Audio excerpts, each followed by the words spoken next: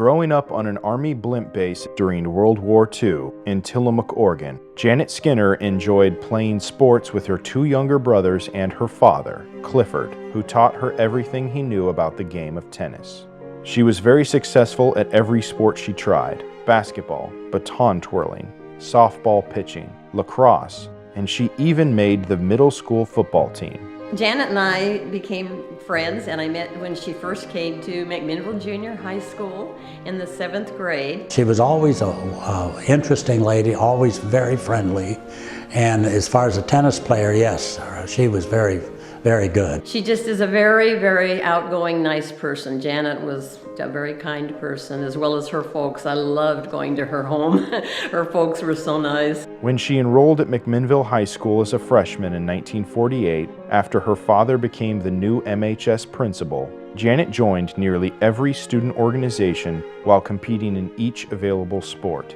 Her activities included the Girls Athletic Association, Student Council, Prom Committee, National Honor Society, choir, cheerleading, tumbling, volleyball, basketball, soccer, and track and field, in which she never lost in the 100-yard dash. When I was in town and with an in-town tennis match, then I'd run over and run the 100 and do the high jump and run back and play tennis. She just had a natural ability for sports, and I think she excelled in just any sport she played in. She was exceptionally good at basketball. And I watched everything she did. I wanted to be exactly like her.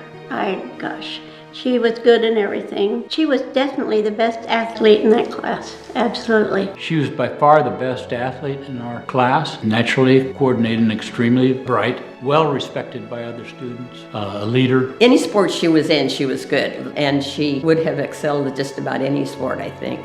She was outstanding in all of them, but most of which was her favorite sport of tennis. She made the varsity squad all 4 years, helping the Bears claim 4 consecutive league titles. Janet played singles and doubles, and even competed in summer tournaments with another Hall of Famer, Diane Peterson. Skinner's regular season doubles partner was Elsie Jenny, and the two of them earned second place at the state meet as sophomores, but won the state championship the following year. In Janet's senior season, she primarily played singles, while the Bears were ranked number 1 in state. She made it all the way to the state finals, where she lost her first set 1-6, but fought back to win the second 9-7, and then secured the championship for herself by winning the third set 6-2. She was a senior my freshman year, and I looked up to her not only for tennis, but everything else she represented. She was a leader. She was always a leader. Never challenged her. I knew I couldn't beat her. She was fast, and she was real steady. She and Diane Fissler, who has passed away, were probably the two most outstanding. She was so confident. I think she had so much confidence that I think she had me before I ever got on the court. Yeah, I think we all knew that she would just take the court and be confident in what she was going to do, and we better get out of her way. She was just an outstanding person, and she had natural coordination. And I'm really glad to hear that she's being honored with the Hall of Fame this year.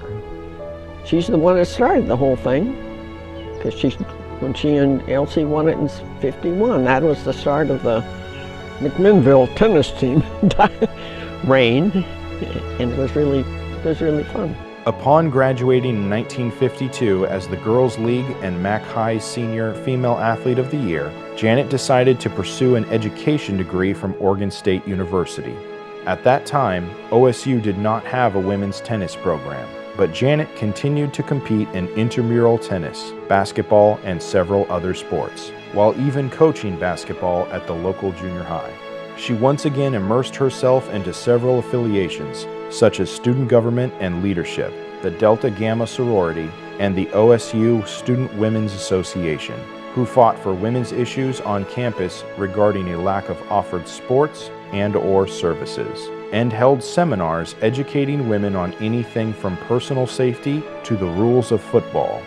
Shortly after her graduation in 1956, Janet married her boyfriend Bob Bain, and the two moved to Long Island so Bob could finish his medical residency. There, Janet taught at an elementary school and coached junior high tennis until Bob was drafted into the Navy the following year. In 1960, they settled down in Salem, Oregon, where Bob started his practice at the local clinic, and the two started their family. Janet has stayed heavily involved with sports by competing on and coaching City League tennis teams for nearly 4 decades. She's a still a very active person, and, participates in just about anything. She coached Sprague High School's women's tennis team for 5 years, leading them to 3 undefeated seasons, 4 league championships, and 3 district titles.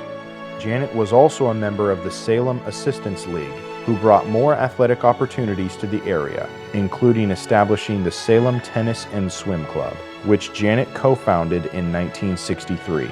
Salem wasn't well off for courts. There was a real need, and it did something for the community, though. And they definitely became more aware of tennis and more caring, and people started playing more. But it was kind of the way tennis was going nationally, too. She designed the interior for OSU's Alumni Center in 1996, and she's been volunteering at the Indian Wells Masters since 1997, which is the 3rd largest tennis tournament in the world.